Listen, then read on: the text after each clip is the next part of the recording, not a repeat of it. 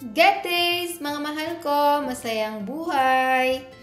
Ngayong araw, kung walang maisipan kayong lutuin, tara at samahan nyo akong magluto ng chicken pastil.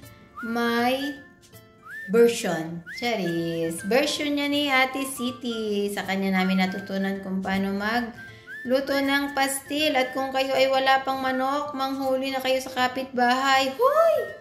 Bakit mo pinanghuli? Charis. At tayo nga ay nilaga na ditong isang buong manok. At ayan ay ating hihimay-himayin. Isi-shred natin sila, guys. Pero usually, ang ginagamit lang nila ay laman lang talaga, chicken breast.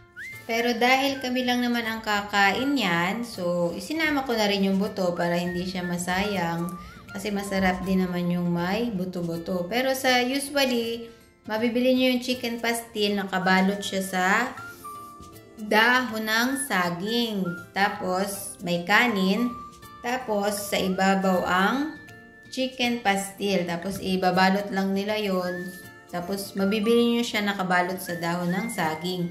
So, dahil tayo ay nasa gitnang silangan, wala tayo ditong dahon ng saging, wala tayong puno ng saging. So, kakainin lang natin siya ng normal. At yan, matapos nga natin himay-himayin ang ating chicken pastil, tayo ay maghahanda ng sibuyas, bawang, luya, dahil yan ang pinakamasarap na sangkap ng chicken pastil. Napaka-easy lang ng chicken pastil. Walang keme-keme ganyan. Gisa-gisahin nyo lang. Pero usually niluluto ko ang chicken pastil mga 1 hour and a half. Kasi gusto ko yung medyo dry siya. Yung parang papunta na siyang fry. Kasi masarap siya sa kanin pag ganun yung pagkaluto para sa akin. Slice lang natin ng maliliit ang luya, bawang at saka sibuyas. Kung mapapansin nyo, iniwan ko yung sibuyas, inuna ko tong iba kasi baka ako'y maluha at hindi ko na sila maituloy.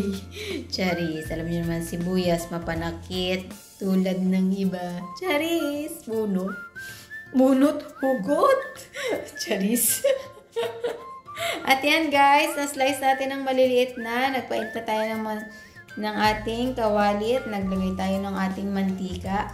Ang turo sa kanya Ate City, medyo damihan yung mantika para maganda yung pagka-pula nung manok pagkaluto.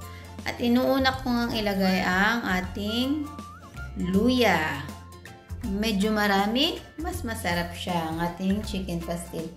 Before, hindi kami naglalagay ng luya, pero one time, nagluto si Ate City ng may luya. So, nag-agree kami lahat na masarap. May level.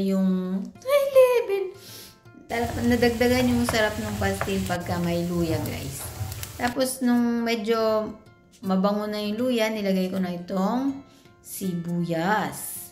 Medyo marami yan. Kasi maraming sibuyas, guys. Masarap ang ating chicken pastil. Wala guys, simulan nyo na magluto ng chicken pastil. Napakadali lang nito guys. Walang keme-keme, walang masyadong sangkap na kakailanganin. Kung anong meron sa inyong bahay ay pwede na kayong magpastil. At pag ganito nga ang kulay na ng ating mga sangkap, pwede na natin ilagay ang ating manok. Hanap lang tayo lagi ng version ng pagluluto ng manok kasi wala ditong baboy. So, manok is everyday life na namin dito sa KSA. Pero thank you Lord kasi kahit paano nakakain kami ng normal. At kung anong gusto namin lulutuin, pwede namin lulutuin. At nagsiso na din ako ng oyster sauce, soy sauce, black pepper. Yun lang po ang aking nilalagay sa ating chicken pastil.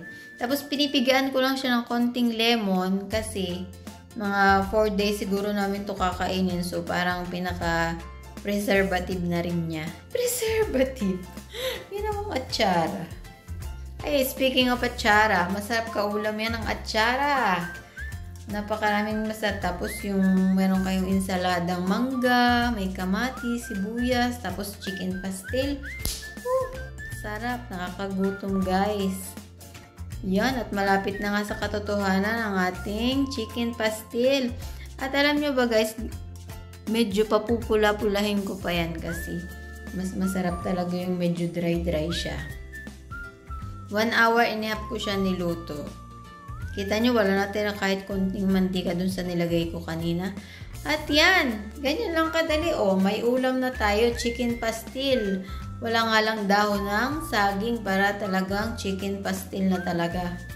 At tayo ay nakatapos ng magluto, tayo ay naglinis, kaya tayo ay kakain na.